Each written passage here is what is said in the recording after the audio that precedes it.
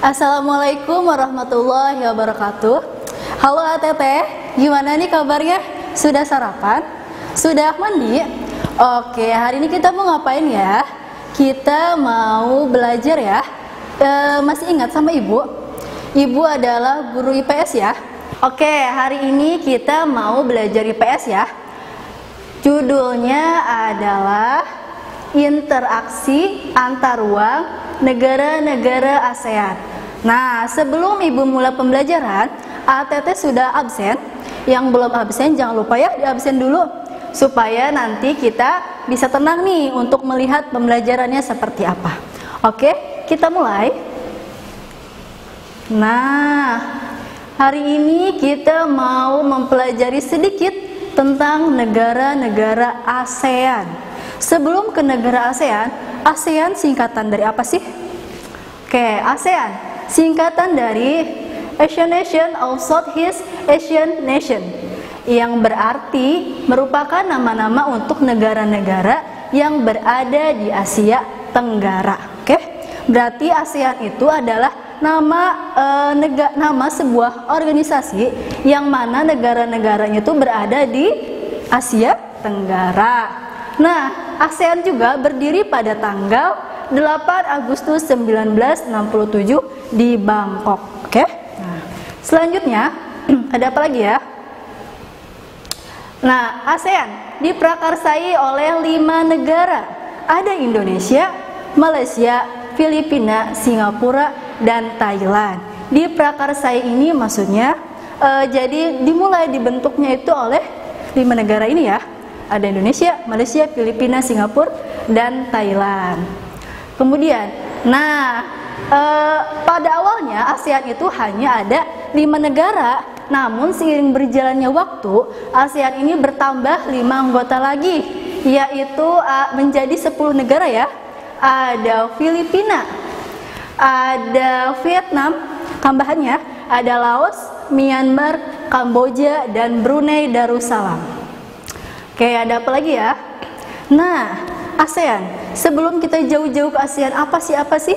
Nah, ternyata ASEAN juga memiliki letak geografis, yaitu di antara 2 samudra dan 2 benua, yaitu Samudra Hindia dan Pasifik, dan benua Asia dan Afrika. Oke. Nah, latar belakang mengapa bisa dibentuknya negara ASEAN. Yang pertama, ada apa sih? Sama-sama memiliki latar belakang sejarah atau senasib. Jadi kenapa sih bisa dibentuknya sebuah negara ASEAN? Ternyata 10 negara ini punya persamaan. Persamaannya itu sama-sama punya nasib yang sama. Apa sih nasibnya? Nasibnya adalah mereka pernah dijajah oleh bangsa asing. Kecuali negara Thailand ya. Thailand itu dulunya tidak pernah dijajah ya. Seperti namanya sendiri, Thai itu singkatan dari kebebasan, dan lain itu adalah tanah. Jadi mereka itu tidak pernah dijajah. Oke. Yang kedua, latar belakang mengapa terbentuknya ASEAN. Persamaan letak geografisnya, yaitu berada di kawasan Asia Tenggara. Yang ketiga, persamaan budayanya. Budayanya itu sama-sama budaya Melayu ya. Contohnya misalnya Indonesia dengan Malaysia. Kalau kita lihat dari segi fisiknya sendiri, antara Indonesia, Malaysia tidak terlalu ada perbedaan ya, menggunakan sama-sama bahasa Melayu, dan biasanya budayanya juga tidak terlalu berbeda.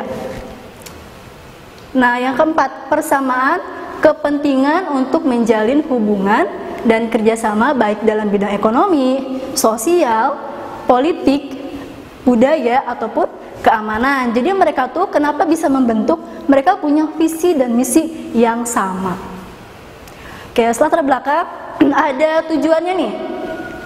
Tujuan mengapa terbentuk sebuah ASEAN, negara ASEAN, yaitu dibentuk untuk mempercepat pertumbuhan dalam hal ekonomi. Contohnya ada pasar bebas ya, ekonomi jadi mereka itu membentuk sebuah negara supaya ekonomi tiap negara itu semakin berkembang, lebih cepat berkembangnya dibandingkan kalau mereka sendiri-sendiri ya. Nah, kemudian yang kedua, dibentuk untuk memajukan perdamaian. Nah, mengapa mereka bisa membentuk? Supaya antara negara satu dengan negara yang lainnya itu tidak ada lagi yang namanya perselisihan. Jadi supaya mereka tuh meminimalisir sebuah perselisihan ya, supaya tetap berdamai, aman dan tenang. Yang ketiga yaitu dibentuk untuk memajukan kerjasama. Jadi mereka itu tidak hanya supaya memajukan ekonomi, untuk menjalin supaya tidak ada perselisihan atau konflik, dan ternyata mereka juga membentuk supaya ada kerjasama, supaya membentuk ada silaturahmi lah. Kalau bahasa sederhananya supaya mereka ada kerjasamanya ya, untuk membantu dalam konteks ilmu pengetahuan, teknologi, politik, ekonomi, sosial, dan budaya. Nah, oke, selanjutnya ada apa lagi ya?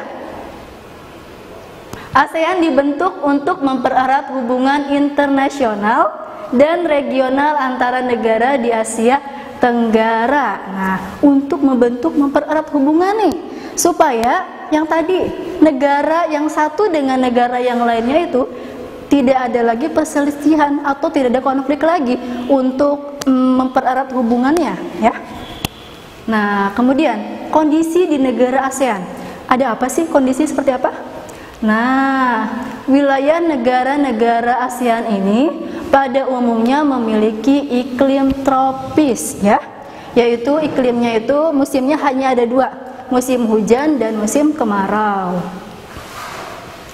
Kemudian terdapat banyak hujan tropis yang sangat lebat. Oke.